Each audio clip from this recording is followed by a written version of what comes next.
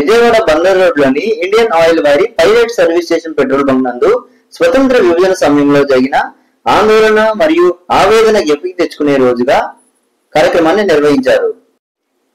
గౌరవ ప్రధాని శ్రీ నరేంద్ర మోడీ పిలుపు మేరకు ఆగస్టు 14వ తేదీన పార్టీషన్ హారర్స్ రిమెంబర్స్ డేగా అనగా స్వతంత్ర విభజన సమయంలో జరిగిన ఆందోళన మరియు ఆవేదన గెప్పికి తెచ్చుకునే దినోత్సవంగా జరుపుకునే విధంగా ఈ కార్యక్రమాన్ని K Venkatappayya pilot service station manager నిర్వహించారు. ఈ కార్యక్రమాన్ని సర్వోదయ ట్రస్ట్ కార్యదర్శి మోతుకూరి వెంకటేశ్వరరావు ప్రారంభించగా సీనియర్ పాత్రికేయులు నిమ్మరాజు చలపతిరావు విశిష్ట అతిథిగా పాల్గొన్నారు.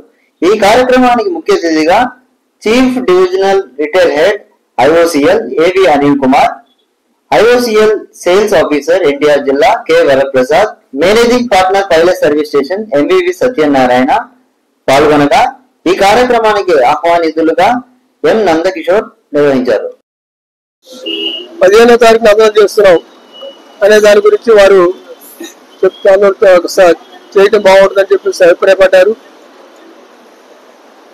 ఆగస్టు 4వ తారీఖున మౌంట్ బ్యాటన్ కు భారత ప్రభుత్వం ఏదైతే మనం కొత్తగా ఎన్నుకోబడుతుందో ఆ యొక్క జాబితాను అందేయటం, ఆ తర్వాత మహమ్మద్ అలీ జిన్నా పాకిస్తాన్ కేంద్రంగా గవర్నర్ జనరల్ గా నియమించబడటం, ఆ తర్వాత 15వ తేదీ అర్ధరాత్రి అంటే 15వ తారీఖు తెల్లవారుజామున మనకు స్వాతంత్రాన్ని ప్రకటించడం, ఆ రకంగా అవన్నీ చక్కచక్క జరిపాయి. కానీ దీనికి ముందు మనం ప్రత్యేకించి మన ఆగస్టు 14వ తారీఖు కార్యక్రమాన్నే ప్రధానంగా తీసుకోవడం అంటే అంతకుముందు జరిగే చరిత్రలో మానవ సమాజంలో ఆయా సందర్భాల్లో ప్రజల యొక్క క్షేమం కోసం ప్రజా ఉద్యమాలు, స్వేచ్ఛ, సమానత్వం, సౌభ్రాతృత్వం కోసం ఎన్నో ఉద్యమాలు, ఒకనొకప్పుడు బానిసలకి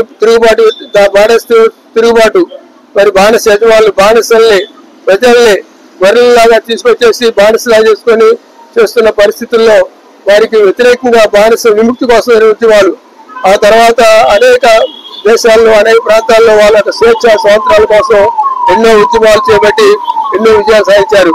ఏ ఉద్యమమైనా ఏ సమాజమైనా ఉన్నత లక్ష్యాలు ఉన్నత సమాజం నెరవేర్చుకోవాలంటే పోరాటాలు తప్పదు. ఆ పోరాటాలు ప్రత్యేకించి భారతదేశ బ్రిటిష్ వారు 200 సంవత్సరాలకు పైగా వారి యొక్క దాష్ట్యానికి వారి యొక్క పరాయి పాలనకు వ్యతిరేకంగా స్వేచ్ఛా స్వాతంత్రాలు పీల్చుకోవడం కోసం మరి అందరూ మహనీయులు స్వాతంత్రోద్యమంలో పాల్గొని అసూలు బాసి చేసేవారు ఉన్నారు.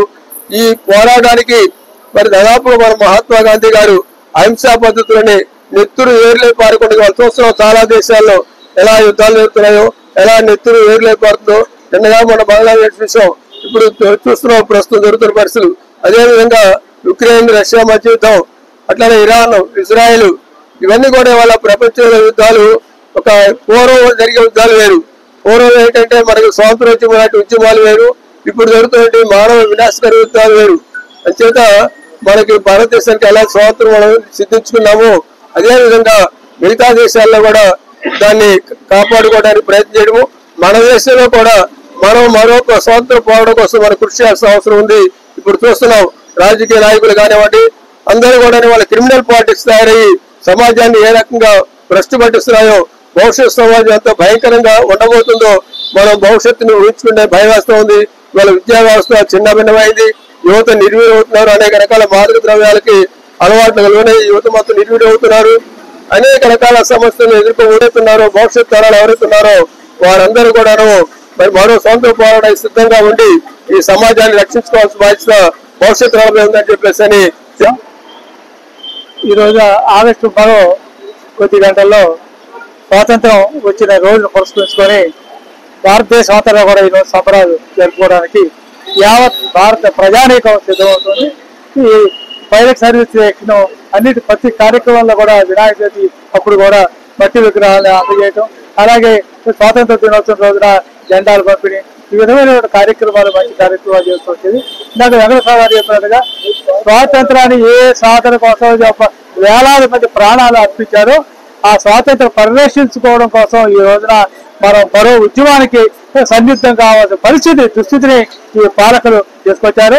ఇప్పటికైనా కళ్ళు వేసుకొని పాలకులు ఈ స్వాతంత్ర దినోత్సవాన్ని పురస్కరించుకొని ఏ హక్కుల సాధన కోసం అయితే పోరాడామో గుర్తుపెట్టుకొని మళ్ళా ప్రజలందరికీ కూడా సరైన స్వేచ్ఛ వాయువులు వారి హక్కులు వారికి ఇచ్చి చక్కగా సరైన పరిపాలన అందిస్తారని పాలకులు అందించాలని కూడా కోరుతూ సెలవు తీసుకుంటారు.